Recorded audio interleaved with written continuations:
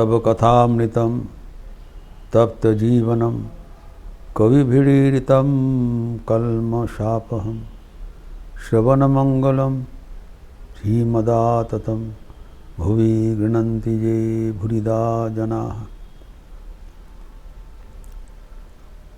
श्री रामकृष्ण दीजा के पिताजी को मोटिवेट कर रहे हैं, समझा रहे हैं कि उनके पुत्रादि यहाँ पर आने से कोई उनका नुकसान नहीं होगा, कोई खतरा नहीं है, वो फ़ायदेमंद ही होगा। कारण वो बच्चे लोग को सिखाते हैं कि संसार में कैसे अनासक्त होकर रहना चाहिए और पिताजी को किस तरह सम्मान देना चाहिए। पिताजी के प्रति उनका श्रद्धा, विश्वास, समर्पण घटेगा नहीं बरंग बढ़ेगा। इस परंपरा में ठाकुर कहते हैं, मैं इन लोग को बताते हैं कि पिताजी को यथोचित मर्यादा देना चाहिए। पिता माता को धोखा देकर जो धर्मलाभ करने चाहेंगे उसको खाक होगा, छाई होगी, कुछ नहीं होगा। या अपने जीवन में भी श्री रामकृष्ण इसको प्रतिपालन करके दिखाया। उनके माताजी के पास उनको कितना श्रद्धा था। अब इसमें एक महत्वपूर्ण बात यहाँ पर ठाकुर जोड़ रहे हैं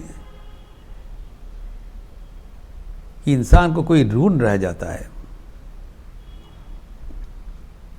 5 प्रकार के ऋण का बात किया है। Debts, 5 types of debts. प्रथम है पितृ ऋण, दूसरा देव ऋण, तीसरा ऋषि ऋण, चौथा मातृ ऋण एवं पंचम जो विवाहित व्यक्ति उनका भार्या ऋण, स्त्री ऋण। ऋण का मतलब हम जिससे कुछ हम लेते हैं उसको वापस देना पड़ेगा। जैसे हम कर्ज लेते हैं, किसी से धन लेते हैं और with the condition you have to give it back. तो ये जो दुनिया का जो सृष्टि हुआ है, दिस सृष्टि is based on this understanding of give and take. जो भगवद गीता में 3 अध्याय में कर्मयोग में भगवान कहते हैं अर्जुन को, सहजज्ञ प्रजा शिष्टा पुरोवाच प्रजापति अनेन प्रसवदिष्टम एष वोष्ठिस्त कामधुम। जब प्रजापति ब्रह्मा ये सृष्टि शुरू किया है तो ये ऐसी करके बनाया कि एक दूसरे को परिपूरक है।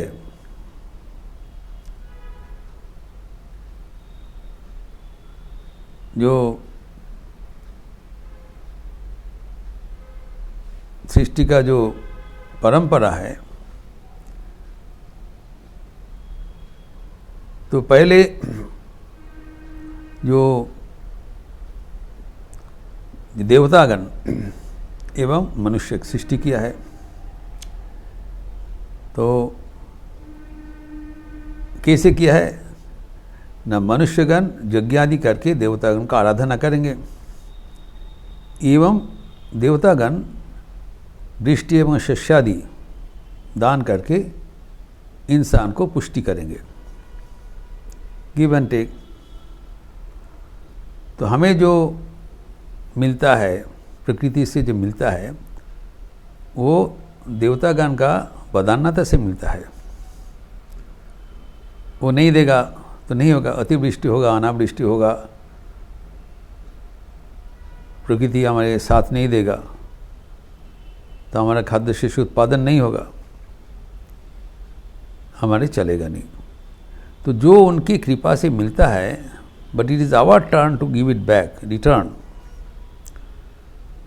तो क्या परंपरा वो किया है, जो हमें जो खाद्य सामग्री मिलता है, भोजन का सामग्री मिलता है, उगता है, फसल मिलता है, क्रॉप्स वी गेट, उससे हम जब भोजन बनाते तब उसको निवेदन करना चाहिए। तो देवता को निवेदन करके तब उसका प्रसाद अवशिष्ट लेना चाहिए, यज्ञ अवशिष्ट। अगर हम नहीं करते हैं तब उसको चोरी समझा जाता है,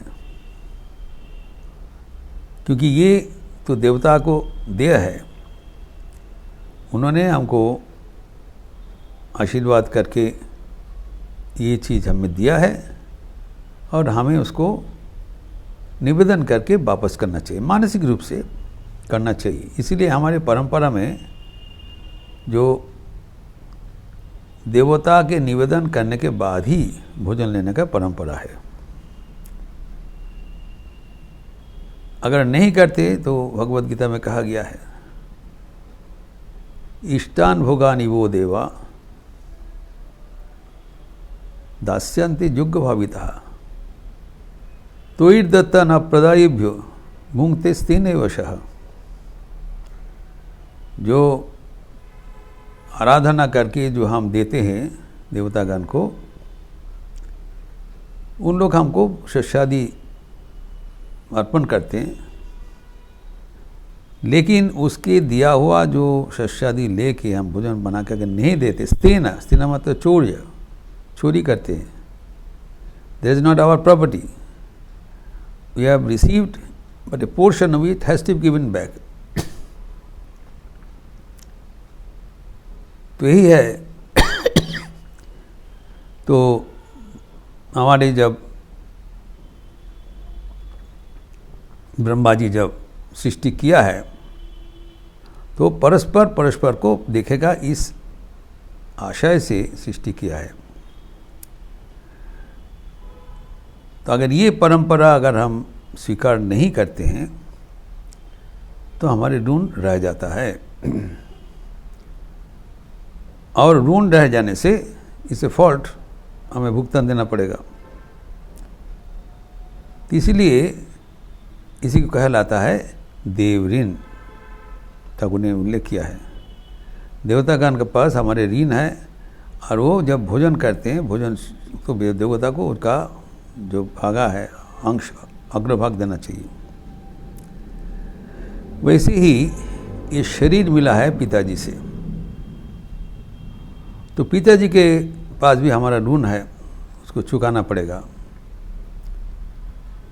तो जब पिताजी को श्रद्धा सम्मान करना चाहिए, उनका जब उम्र हो जाएगा उनको देखभाल करना चाहिए, ये पुत्र का कर्तव्य है।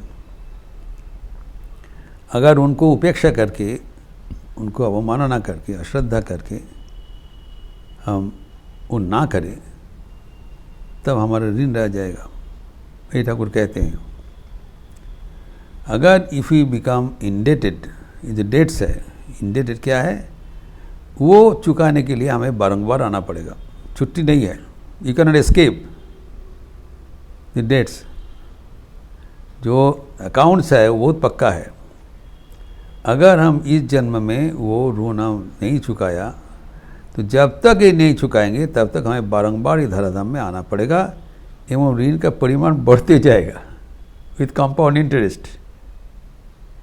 हमारे जो परंपरा बहुत ढंग से इसको बता दिया, ठाकुर यहाँ पर उल्लेख किया है।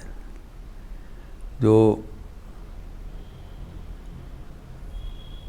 तीजा का पिताजी को समझाते हुए सबको बता रहे हैं, प्रत्येक व्यक्ति को याद रखना चाहिए कि this life is a life of sacrifice. जो हमें मिला है उसे जहाँ से जो मिल रहा है उससे हमें जो जिसका जो प्राप्य है, ड्यूज है, वो अवश्य देना चाहिए, क्योंकि आजकल हम भूल जाते हैं। वी बिकम इनडिफरेंट, जिसको जो ड्यूज है नहीं देते हैं, और इससे हमारी जीवन असंतुलित हो जाता है, it becomes imbalanced, do not gate piece of mind. हमारे जो सामाजिक परंपरा है बहुत सुंदर ढंग से विधृत है, जिससे जो कुछ तुम्हें मिल रहा है याद रखो एवं उसको जो वापस कर दो, उनका जो ड्यूज है, प्राप्य है।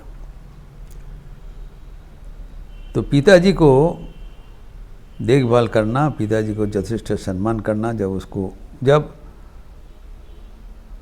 हमारा उम्र छोटा था, पिताजी हमें देखे हैं, जब हम काबिल हो गए, हमें देखना चाहिए पिताजी को कोई असुविधा तो नहीं होगा, बंदोबस्त करना चाहिए, उपेक्षा नहीं करना चाहिए। ये अगर हम करें तभी हमारे सामाजिक विधि नियम सुशृंखल होगा। एवं ठाकुर इसको जोरदार करके बता रहे हैं ताकि उनके भक्तगणों के भीतर भी यह दायित्वबोध रह जाए। They can develop the sense of responsibility.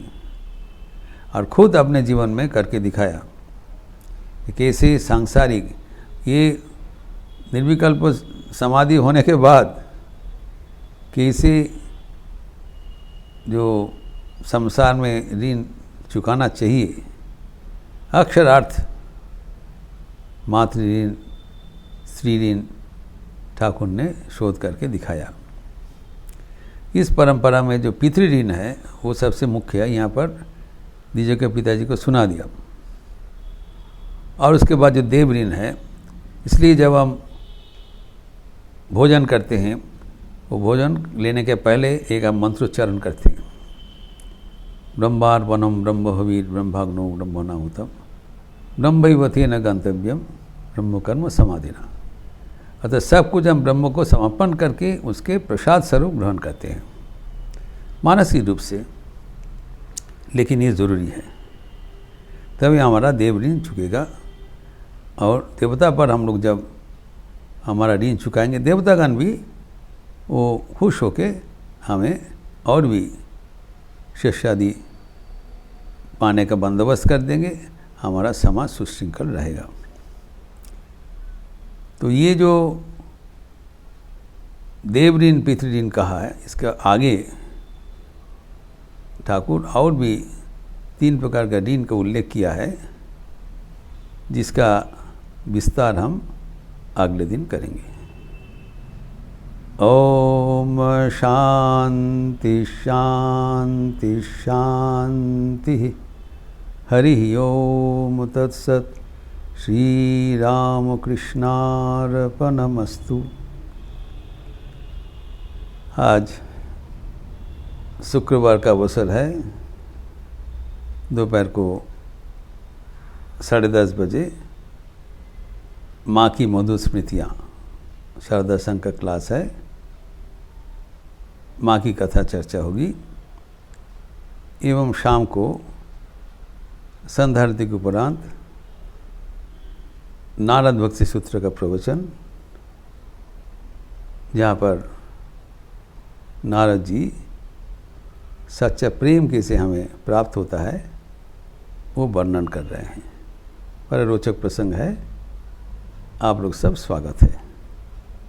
अच्छे रहिए, स्वस्थ रहिए, आनंद में रहिए। नमस्कार।